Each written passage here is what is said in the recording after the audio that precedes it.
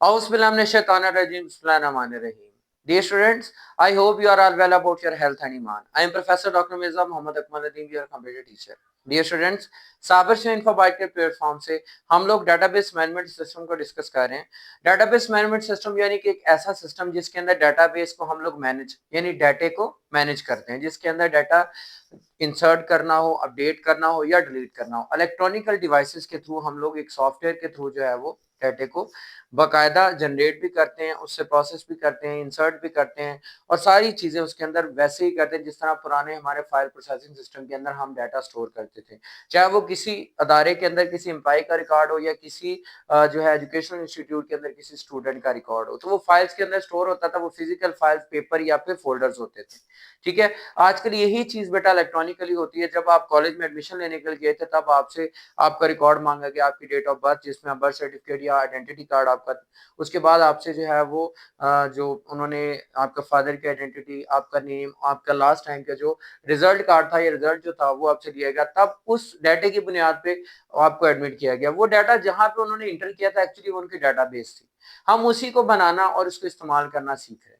आज का हमारा टॉपिक है बेसिकली पार्शियल डिपेंडेंसी और सेकंड नॉर्मल फॉर्म।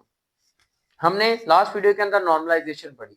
नॉर्मलाइजेशन का मतलब ये था कि किसी भी चीज डाटे को यानी डाटा सेट को जब भी हम लोग उसको इस्तेमाल करें डाटा स्ट्रक्चर को, तो उसको रिफाइंड होना चाहिए, यानी इतना बेहतर से बेहतर कंसिस्टेंट होना चाहिए कि उसके अंदर किसी किस्म की भी इंटेग्रिटी प्रॉब्लम ना आए, मतलब कि डाटा बिल्कुल एक्यूरेट हो।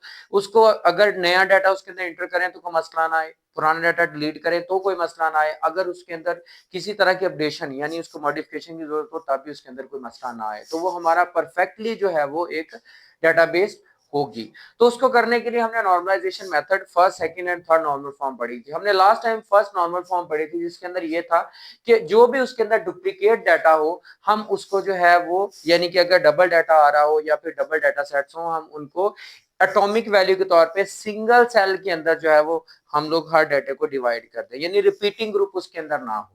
मेनली रिपीटिंग ग्रुप रिमूव करना, that is in first normal form. आज हम सेकंड नॉर्मल फॉर्म को करेंगे जिसके अंदर क्या है, पार्शियल डिपेंडेंसी को रिमूव करना। पार्शियल डिपेंडेंसी होती क्या है पहले हम इसको समझते हैं। A type of dependency in which one or more non-Q attributes are functionally dependent on a part of primary key is called the partial dependency.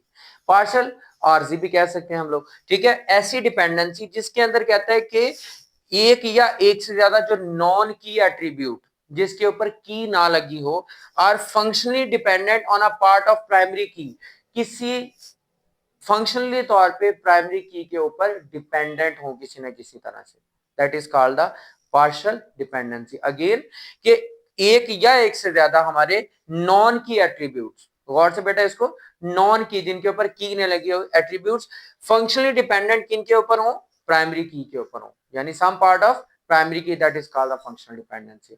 Like that हमारे पास एग्जांपल है बेटा, हमारे पास employee ID, name, department name, salary, course title और date completed.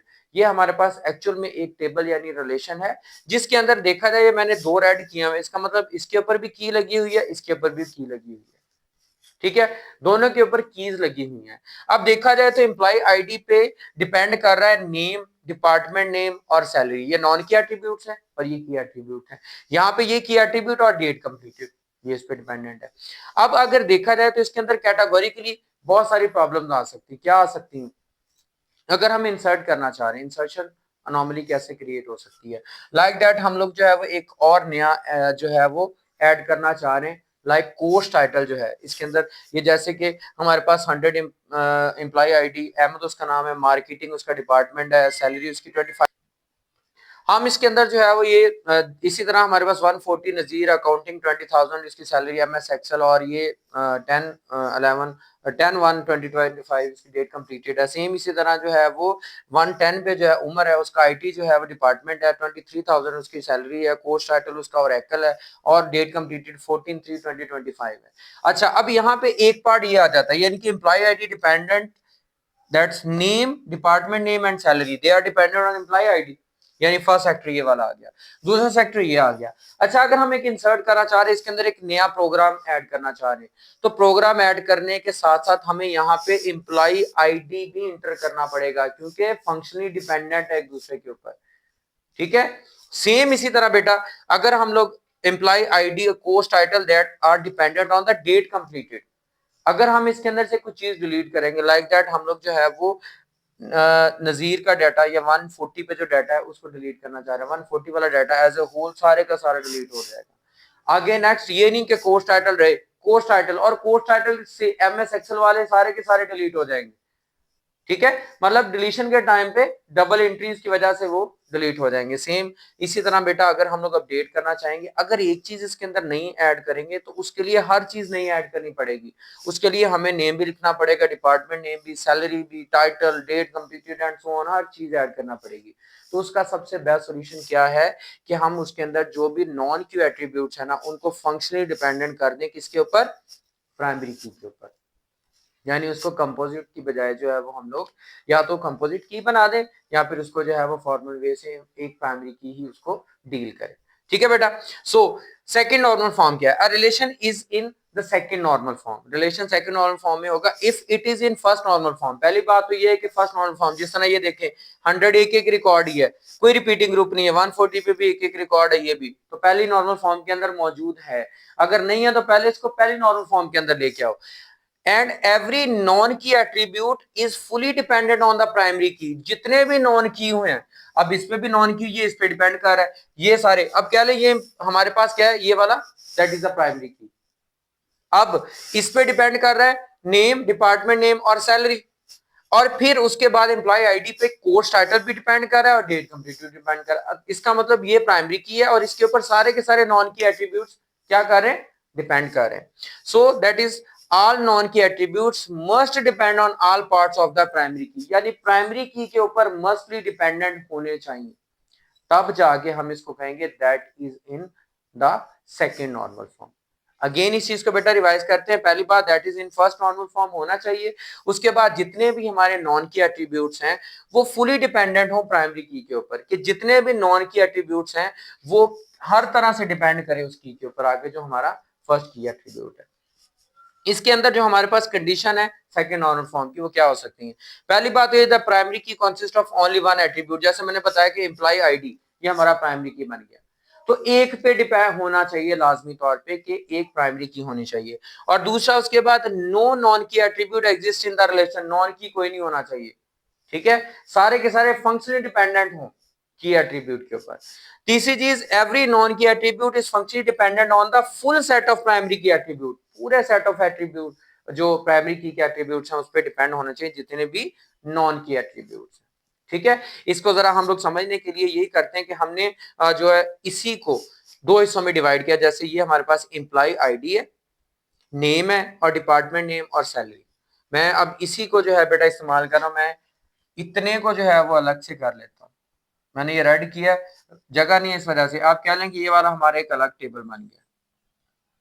ठीक हो गया, यही एंट्रीज है इसके अंदर और इसके ऊपर ये वाला हमारे पास जो है वो क्या लगा हुआ है, आईडी लगा हुआ है। उसके बाद ये वाला हिस्सा जो है ना, मैं इसको अगेन यहाँ पे लिखता हूं। मैं यहाँ पे इसके अंदर जो है वो एम्प्लॉय आईडी, उसके बाद कोर्स टाइटल और डेट कंप्लीटेड, मैं शॉर्ट में लिख रहा हूं डेट कंप्लीटेड, इसके लिए मैंने एक अलग बना लिया। सही हो गया, इसके अंदर भी डाटा जिस तरह पहले था। अब यहाँ पे फर्क क्या आया कि हमारे पास जो एम्प्लॉय आईडी और कोर्स टाइटल है ना, इन दोनों के ऊपर मैंने की लगा दी, that is the composite key. अब क्या हुआ, ये फुली डिपेंडेंट, पहली बात तो ये वाला टेबल डिपेंडेंट हो गया इस प्राइमरी की पे। अब यही प्राइमरी की इसने इसके साथ मिलके क्या बना दी, कंपोजिट की। जब आपने कंपोजिट की स्टडी की तो उसमें आपने ये देखा था, पढ़ा था कि जो नॉन की एट्रीब्यूट्स जो हमारे पास दूसरी की होती है एक ही रिलेशन के अंदर, वो क्या होती है हमारी, कंपोजिट। पहली प्राइमरी होती है, दूसरी कंपोजिट। तो ये कंपोजिटली दोनों मिलके डेट कंप्लीटेड को जो है वो एग्जामिन कर रहे हैं। तो इस तरह हमारे पास ये कह लें कि ये हमारे पास एम्प्लॉय का बन गया हमारे पास, और दूसरा हमारे पास जो है ये बन गया हमारे पास कोर्स का। अब इसका फायदा क्या होगा कि अगर आप employ ID for example name update करते हैं, या नया नेम इंटर करते हैं, तो नया नेम इंटर करने के लिए आपको 2-3 चीजें ही उसका जो है वो डिपार्टमेंट नेम और सैलरी इंटर करनी पड़ेगी।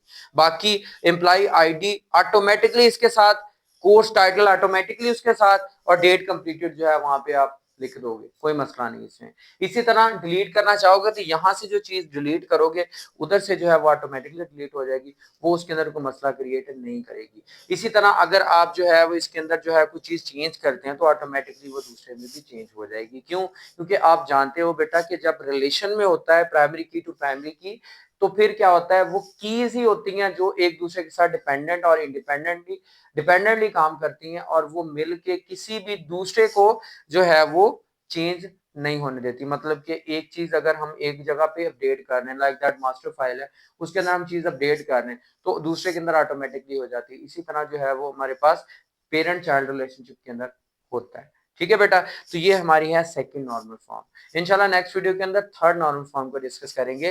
तो आपने आज इसको, ये जो है वो लाजमी तौर पे प्रैक्टिकली भी इनको करके देखना है कि क्या इस तरह होता है या नहीं। इसके अंदर इंसर्शन, डिलीशन और इसके अलावा अपडेशन, अनोमलीज आ सकती हैं। ठीक है, तो बेटा अगर कोई भी मसला कंफ्यूजन हो तो लाजमी तौर पे कमेंट बॉक्स में मुझे बताएं, अपनी राय भी दें।